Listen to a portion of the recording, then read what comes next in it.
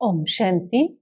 आज अव्यक्त बाप दादा की मुरली और बाबा ने आज मुरली में आते ही ये कहा कि आप सब बच्चे अपने स्वीट होम कैसे पहुँचे।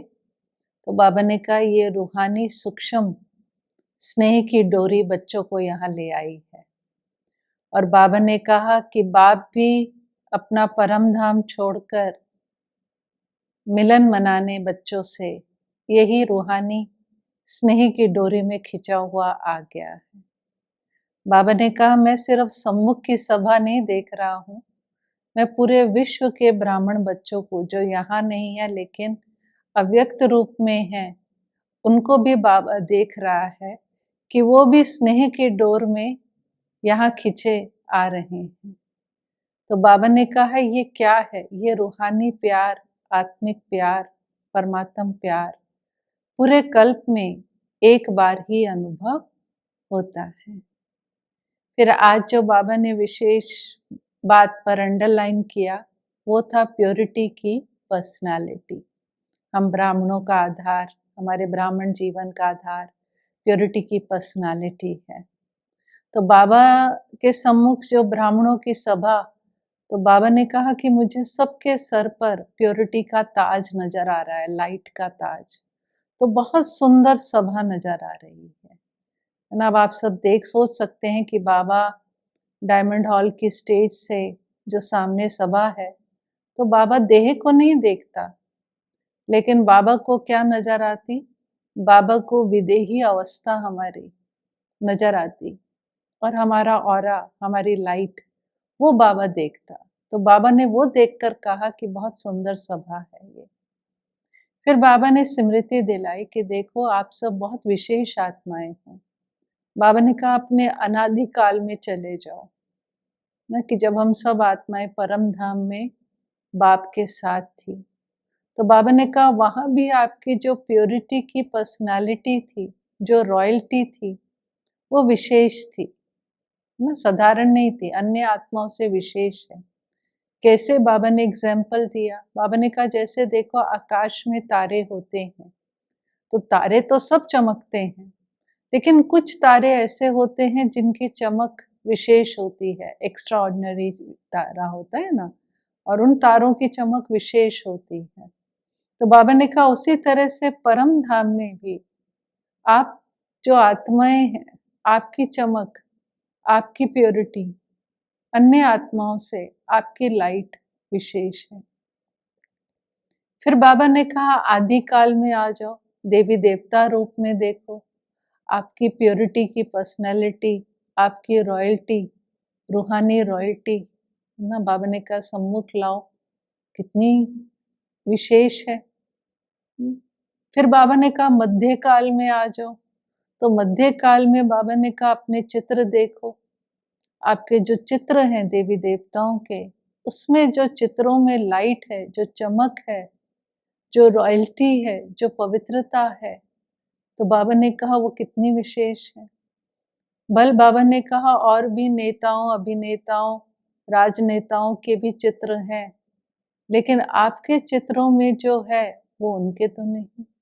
आपकी जो विधि है वो विधि पूर्वक पूजा उनकी तो नहीं होती। तो इसलिए बाबा ने कहा उसका कारण क्या? क्योंकि आपकी प्योरिटी। फिर बाबा ने कहा अभी वर्तमान अंत में ब्राह्मण स्वरूप में आ जाओ। इस ब्राह्मण स्वरूप में भी देखो पूरे विश्व के अंदर आप ब्राह्मण आत्माओं की प्योरिटी की पर्सनैलिटी कितनी विशेष है। आपके ब्राह्मण जीवन का आधार ही क्या है? प्योरिटी है। तो बाबा ने कहा वो आपकी झलक, वो फलक कितनी न्यारी और कितनी प्यारी है। तो ये बाबा ने कहा कि अनादि, आदि, मध्य, अंत, है ना, ये बाबा ने पूरा चक्र लगाया और बाबा ने कहा कि देखो, तो बाबा ने कहा अब अपने आप अपनी जांच करो, स्वयं अपना दर्पण में आईना देखो और अपनी जांच करो कि मेरे अंदर प्योरिटी की पर्सनालिटी जो है वो कितने परसेंटेज में है। अपनी परसेंटेज की जांच करो। फिर उसके बाद बाबा के सम्मुख कुमारियां थी ना, उन्होंने लाल पट्टा पहना हुआ था और उस लाल पट्टे पे लिखा हुआ था एक व्रता। तो बाबा ने कुमारियों को कहा कि देखो आपने बहुत सुंदर ये पहना है और उस पर लिखा है एक व्रता। तो बाबा ने कहा एक व्रता का अर्थ है कि प्योरिटी की पर्सनैलिटी। तो बाबा ने कुमारियों को कहा कि आपने वायदा किया है ना इस बात का। फिर बाबा ने कुमारों से भी कहा कि बाबा ने कहा कि कुमारियों ने तो एक व्रता का पट्टा पहना है, लेकिन आपने दिल से ये पट्टा पहना है एक व्रता का। तो बाबा ने कुमार कुमारियों से प्रतिज्ञा कराई कि जब तक ब्राह्मण जीवन है तब तक सदा प्योरिटी की पर्सनालिटी बनाकर रखेंगे, कायम रहेंगे। हमारी ये पवित्रता जो है वो अमर रहेगी। ये बाबा ने सभी कुमार कुमारियों से वायदा प्रतिज्ञा करवाई। फिर उसके बाद बाबा ने कहा देखो प्योरिटी की पर्सनालिटी में दूसरी चीज जो आती है वो आती है वृत्ति, प्योरिटी की वृत्ति। तो बाबा ने कहा प्योरिटी की वृत्ति क्या है ना, एटीट्यूड होता है ना। तो बाबा ने कहा कि प्योरिटी की वृत्ति है हर एक के प्रति शुभ भावना, शुभ कामना रखना। फिर बाबा ने कहा कि प्योरिटी की दृष्टि क्या है।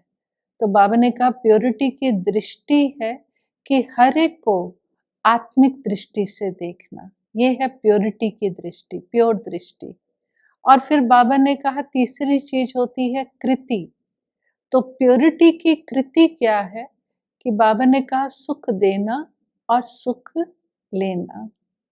तो बाबा ने कहा देखो आप सब कौन हो, ब्रह्मा कुमार कुमारियां हो, ब्रह्मा के बच्चे हो। तो बाबा ने टाइटल दिया आप मास्टर ब्रह्मा हो।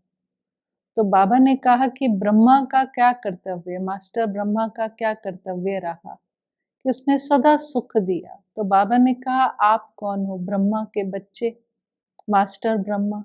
तो आपका कर्तव्य क्या बनता है, सबको सुख देना। फिर बाबा ने कहा कि सुख देना और सुख लेना। फिर बाबा ने कहा देखो आपकी बहुत इंसल्ट करेगा कोई, कोई आपका डिसरिगार्ड करेगा, कोई आपको परेशान करेगा, कोई आपको बहुत तंग भी करेगा, ये सब होगा।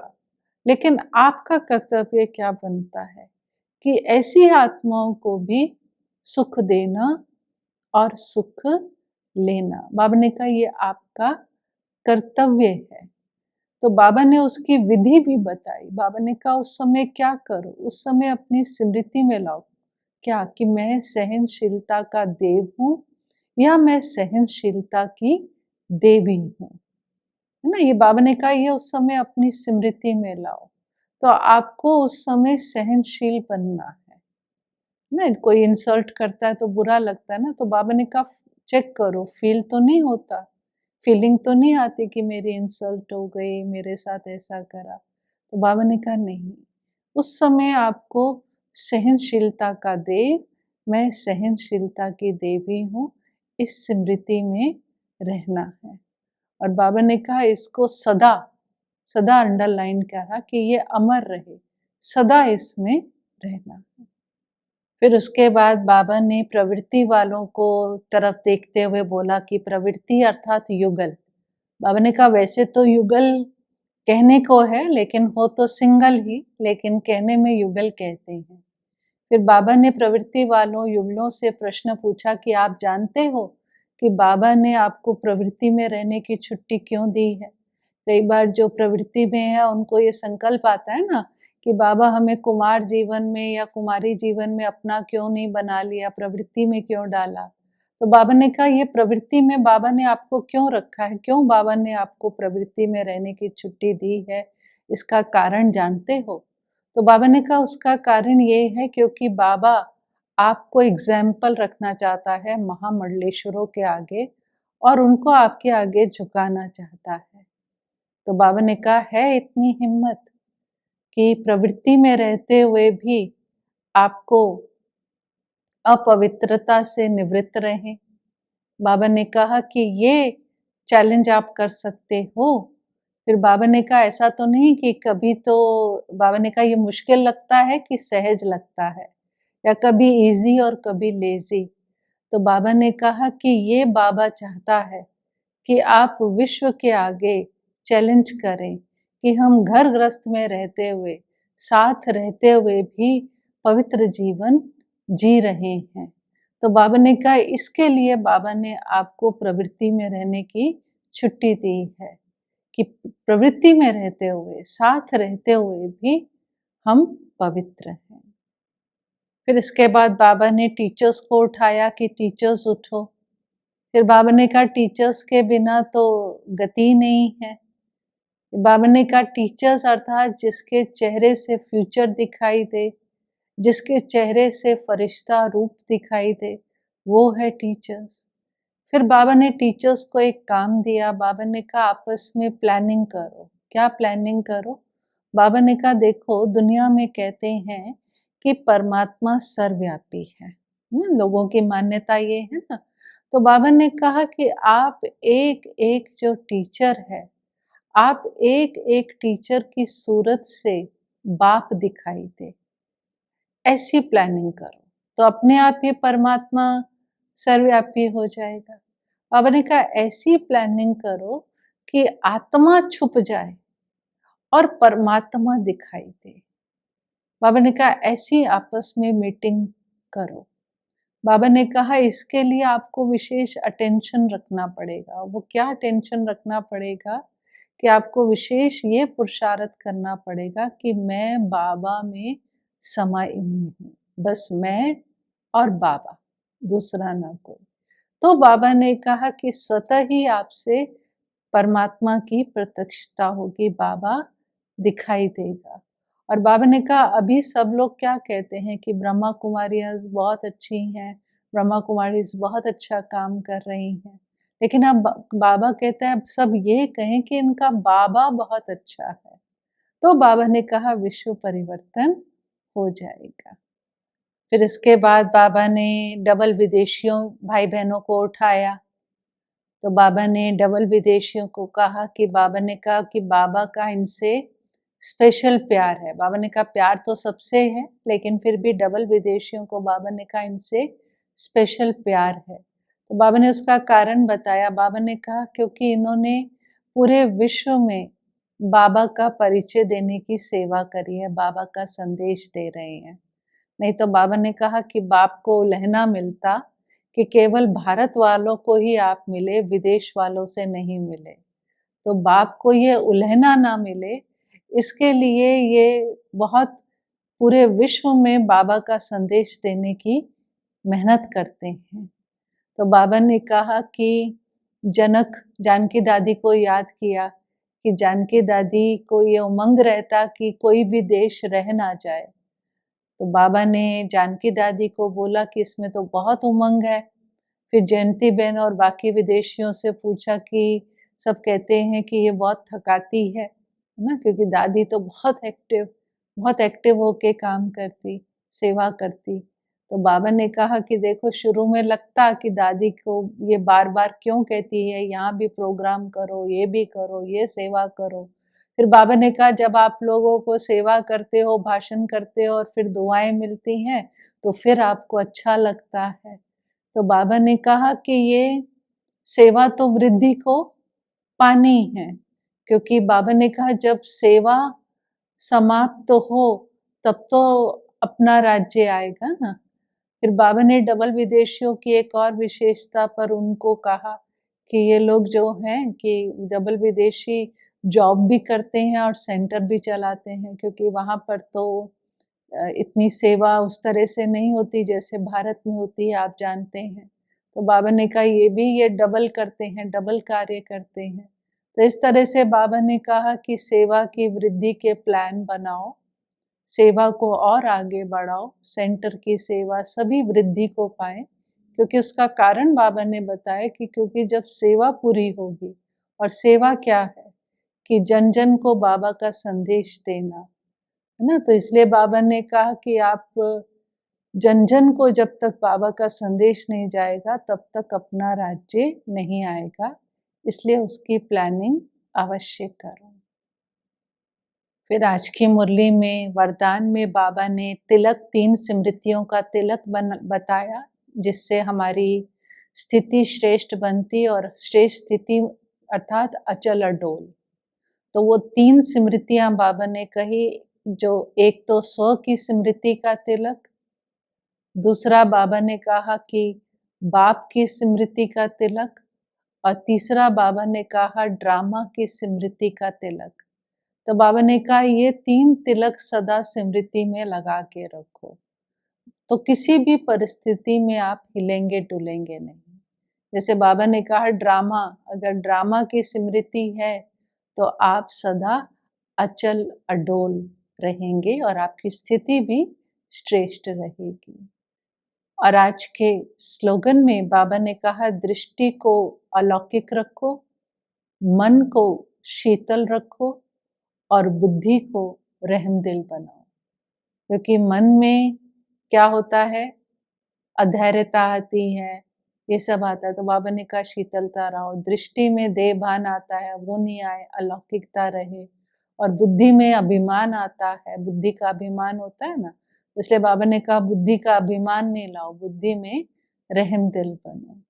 तो आज की मुरली से हम यही प्रेरणा लें कि हमें अपनी प्योरिटी की पर्सनालिटी को बढ़ाना है, वही हमारे ब्राह्मण जीवन का आधार है।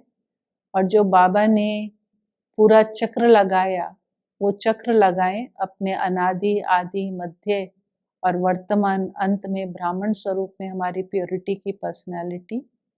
और ये बाबा से प्रतिज्ञा करें कि हमारे ब्राह्मण जीवन की प्योरिटी अमर रहेगी, ये हम बाबा से वायदा करें।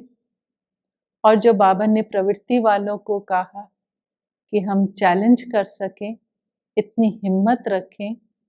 और टीचर्स को जो बाबा ने कहा कि अपने चेहरे से बाप नजर आए, प्योरिटी नजर आए, बाप नजर आए, आत्मा छुप जाए, परमात्मा नजर आए, ये विशेष हम पुरुषार्थ करें कि सदा बाप के अंदर समाये रहें।